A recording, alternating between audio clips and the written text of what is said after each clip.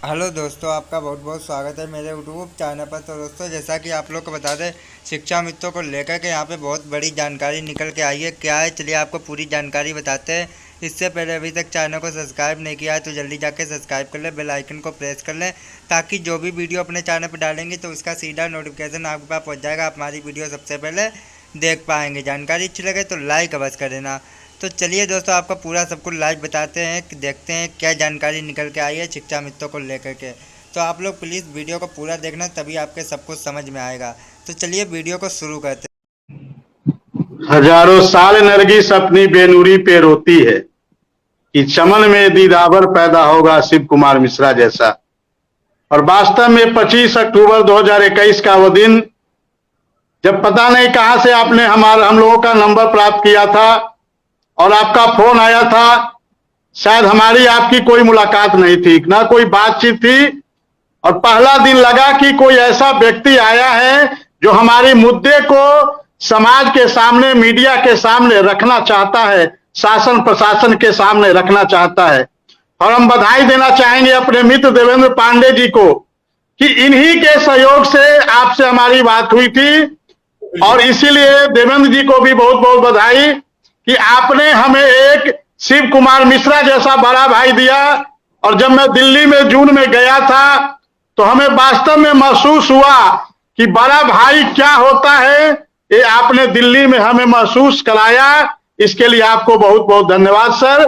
और कुछ लोग कहते हैं डिबेट से क्या मिला, तो डिबेट से क्या मिला मैं उनको बताना चाहता हूं कि डिबेट में से पहला यही मिला कि शिव कुमार मिश्रा जैसे अनुदेशकों के मसीहा मिले, आदरणीय सुरेंद्र दुबे जी जैसे पिता तुल्य मिले, आदरणीय कौशिक जी जैसे बड़े भाई मिले, और एपी सिंह जैसे सुप्रीम कोर्ट के नामी वकील मिले।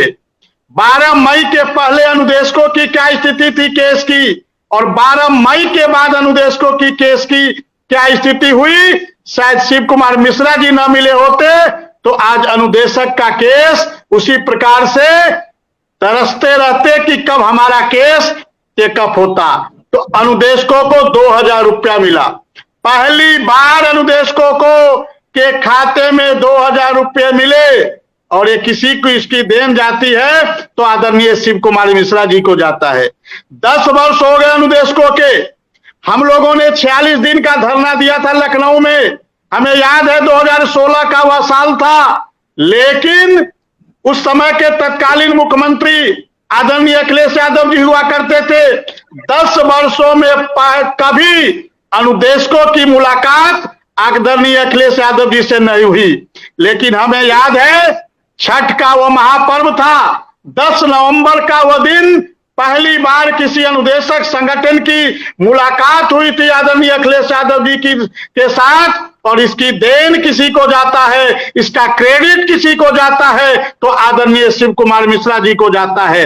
और फिर दूसरी बार दोबारा भी आपके सहयोग से अखिलेश जी से मुलाकात हुई थी, और पहली बार किसी मंच पे, चाहे वो किसी राजनीतिक पार्टी का मंच रहा हो, अनुदेशकों के नियमितीकरण की बात हुई थी। और अनुदेशकों घोषणा पत्र में पहली बार किसी पार्टी के घोषणा पत्र में अनुदेशक नियमितीकरण की बात हुई थी। इसका क्रेडिट किसी को जाता है तो आदरणीय शिव कुमार मिश्रा जी को जाता है। और हमें पूरा विश्वास है भगवान के घर देर है अंधेर नहीं, अनुदेशकों के भी वास्तव में अच्छे दिन आएंगे। और जो सूचना मिल रही है हाईकोर्ट इलाहाबाद के मार्फत से कि हमारा लगभग जो लिखने की प्रक्रिया है वो लगभग पूर्ण हो चुकी है, और किसी भी समय आएंगे एपी सिंह साहब भी आएंगे और बहुत अच्छी खबरें रहेंगी। और उम्मीद है कि नवंबर के फर्स्ट वीक में आपको एक अच्छी खबर मिले। हालांकि कोर्ट पर आधारित मामला, उसमें हम कुछ नहीं कह सकते।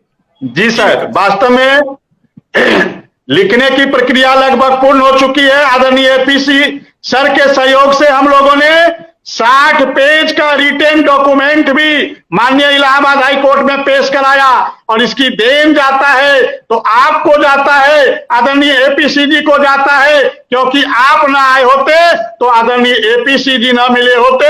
और हमें याद है जब मैं दिल्ली में गया था, 5 घंटे लगातार सबको रोककर आपके साथ हम लोगों की मुलाकात आदरणीय एपीसी जी सर से हुई थी। और हमें यह भी याद है कि अपनी गाड़ी से आपने 3 दिन तक हमको दिल्ली में घुमाने का कार्य किया था सर। बहुत ऐसी बातें हैं। और जब मैं दिल्ली से लौट रहा था, जब मैं इन बातों का कोई मतलब और औचित्य नहीं सर, बहुत मतलब है सर, बहुत मतलब है हम लोग के लिए, बहुत इसलिए है, हम मतलब लोगों ने इसलिए है 30 कि आज वर्षों तक 30 वर्षों का राजनीतिक सफर रहा है सर। लेकिन जिन्हें हम हार समझे थे गला अपना सजाने को, वही अब नाग बन बैठे हमें को काट खाने को। तो 30 वर्षों तक हम लोगों ने अपना पूरा जीवन दिया। हम भी सर AA में है, राजनीति शास्त्र से और अंग्रेजी से BPN हूं, और पूरा अपना राजनीतिक जीवन इन लोगों के साथ लगाने का कार्य किया। लेकिन आज उसका सिला क्या मिला हमें? वक्त गुलशन पे पड़ा था तो लहू हमने दिया, अब जब बहार आई है तो कहते हैं तेरा काम नहीं। परसों अयोध्या की धरती पे माननीय मोदी जी कह रहे थे सबका साथ सबका विकास। मैं मोदी जी से जानना चाहता कि अनुदेशक आपके इस भारत देश के नागरिक नहीं है क्या? हम उत्तर प्रदेश के नागरिक नहीं है? मोदी जी आपको यह भी जानना चाहिए। अब हमें याद है 27 जनवरी 2019 को हमने PMO कार्यालय का भी दरवाजा खटखटाने का कार्य किया था, और माननीय मोदी जी आपको भी बताने का कार्य किया था कि उत्तर प्रदेश के अनुदेशकों के साथ आपकी सरकार क्या बर्ताव कर रही है। तो आपको तो हर कुछ की जानकारी है, फिर भी आप अयोध्या की धरती पर आकर राम राज्य की बात करते। क्या यही रामराज है जिसमें एक व्यक्ति 6 से 8 घंटे का कार्य करता, पूरी तन्मयता के साथ 10 साल से काम करता, और 9,000 रुपयों में एक ही छत के नीचे किसी को 80,000, किसी को 9,000, किसी को 10,000। कहां गया आपका रामराज मोदी जी? कहां गया आपका रामराज योगी जी? तो सिर्फ बातों से काम नहीं चलेगा, सबका साथ सबका विकास की यदि बात करनी है तो अनुदेशकों की भी बात करनी होगी, शिक्षा मित्रों की भी बात करनी होगी। और अब भी समय है योगी जी, अभी समय है मोदी जी, अनुदेशकों की बात को सुनिए, सिर्फ अपने मन की बात मत करिए, अनुदेशकों की मन की बात को भी सुनने का प्रयास करिए योगी जी। नहीं तो एक ऐसा ज्वालामुखी बन रहा है और एक दिन ये फटेगा, और उसके बाद क्या होगा आप इसका अंदाजा लगा सकते हैं। जी सर। पानी पीजिए थोड़ा सा, और भावुक होने की कतई जरूरत नहीं है। ये सब आंसू उसके सामने निकाले जाते हैं जो आंसुओं की कीमत समझे। जब आंसुओं की कीमत आदमी ना जानता हो, इस दौरान आपके एक अनुदेशक साथी ने आत्महत्या की।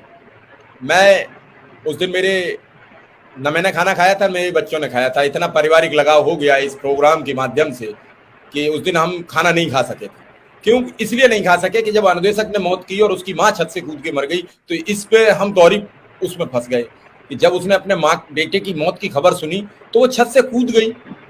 कितना बड़ा कलेजे पे पत्थर रखा होगा दोनों तरफ, एक तरफ बेटे की लाश, एक तरफ छत से कूद जाना। मैं नहीं समझ पा रहा था कि मुझे क्या करना चाहिए। हालांकि उस दिन बहुत खराब माहौल रहा। सुरेंद्र सर खुद रोने लगे प्रोग्राम में, बोले अब मैं बर्दाश्त नहीं कर पा रहा हूं, मैं जा रहा हूं। कई चीजें हैं, उतार चढ़ाव आते हैं। उस दिन मैंने उसमें ट्रेन में जब वहां रिपोर्टर अपना भेजा था बिजनौर, तो साफ दिख रहा था उसके लेटर पैड में, शिक्षा मित्र के में, विचारी के में, कि वो सरकार को और प्रशासन को दोषी बता रहा था, और वो किसी को भी लेटर पुलिस ने देखने नहीं दिया। तो दोस्तों बस यही जानकारी थी। अगर आपको अच्छी लगी हो तो लाइक कर लेना, चैनल को सब्सक्राइब कर लेना, ताकि आपको इसी तरीके की और भी अपडेट देते रहेंगे और आप हमेशा अपडेट रहेंगे। जानकारी अच्छी लगे तो लाइक अवश्य कर देना। धन्यवाद।